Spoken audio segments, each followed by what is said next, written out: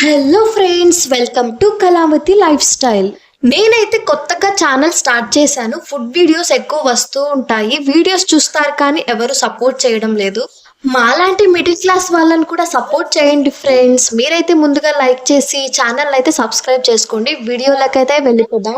అందరి ఇంట్లో పూజ చేసిన తర్వాత కొబ్బరి చిప్పలు అయితే అలాగే మిగిలిపోతూ ఉంటాయి. వాటితో ఇలా స్వీట్ చేసుకుంటే చాలా టేస్టీగా ఉంటుంది. నేను కూడా ఇంట్లో ఉన్న ఫ్రెష్ కొబ్బరిని తీసుకొని ఇలా తురుముకున్నాను. తురుముకున్న కొబ్బరి తురుము మొత్తం ప్యాన్ లో కొంచెం నెయ్యి వేసుకొని ఫ్రై చేసుకోవాలి. పచ్చివాసన అయితే పోతుంది. నెక్స్ట్ మీకు స్వీట్నెస్ తగ్గట్టు బెల్లాన్ని తీసుకొని అదే ప్యాన్ లో వేసి కొంచెం వాటర్ వేసి కరిగించుకోండి. మీడియం ఫ్లేమ్ లో పెట్టుకొని కరిగించుకోండి. హీట్ తగిలే కొద్దీ బెల్లం కరుగుతూ వస్తుంది. ఇందులో కొంచెం ఫ్లేవర్ కోసం 4 ఇలాచీని దంచుకొని గింజలు మాత్రమే పౌడర్ చేసుకొని అందులో వేసుకున్నాను. బెల్లం అయితే పూర్తిగా కరిగిపోవాలి. కరిగిపోయేంత వరకు వెయిట్ చేయండి. తర్వాత కొబ్బరి తురుముని ఇందులో యాడ్ చేసుకుందాం. 2 కప్పుల కొబ్బరి తురుముకి 1 కప్పు బెల్లం తురుము అయితే వేసాను. నేనైతే డైరెక్ట్ గా కొబ్బరి తురుముని అందులో యాడ్ చేసేస్తున్నాను. ఏమన్నా రాళ్ళు అవి ఉంటే మీరు వడబోసుకోండి బెల్లాన్ని.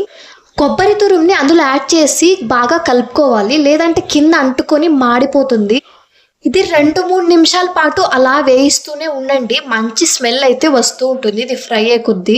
చూడండి, ఇదైతే కొంచెం గట్టిగా అవ్వడం స్టార్ట్ అవుతుంది. ఇది కొంచెం చల్లారిన తర్వాత ఉండలు కానీ మీకు నచ్చిన షేప్ లో కానీ రెడీ చేసుకోండి.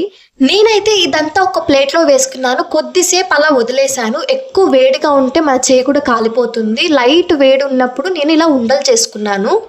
చూస్తుంటేనే చాలా ఎమ్మిగా అనిపిస్తున్నాయి కదా. బెల్లం, కొబ్బరి ఇవి మన హెల్త్ కూడా చాలా మంచిది. బెల్లంలో ఐరన్ ఉంటుంది కాబట్టి. ఇందులో మీకు నచ్చితే డ్రై ఫ్రూట్స్ ఇవన్నీ వేసుకొనైనా రెడీ చేసుకోవచ్చు. నేనైతే అవేమి యాడ్ చేయట్లేదు. ఓన్లీ నెయ్యి, బెల్లం, కొబ్బరితోనే చేశాను. పైన కొంచెం లుక్ కోసం కొబ్బరి తురుముని అలా పెట్టేశాను. ఇది మనమే కాదు, ఈ స్వీట్ని చిన్నపిల్లలకు కూడా పెడితే చాలా మంచిది. ఓకే ఫ్రెండ్స్, మీ ఇంట్లో కూడా కొబ్బరి ఇలా మిగిలిపోతే తప్పకుండా ఈ రెసిపీని ట్రై చేసి చూడండి. చాలా టేస్టీగా ఉంటుంది. ఇది ఆల్మోస్ట్ అందరూ చేసుకునే ఉంటారు, కానీ ఒక్కొక్కరి చేతి వంట ఒక్కొక్కలాగా ఉంటుంది.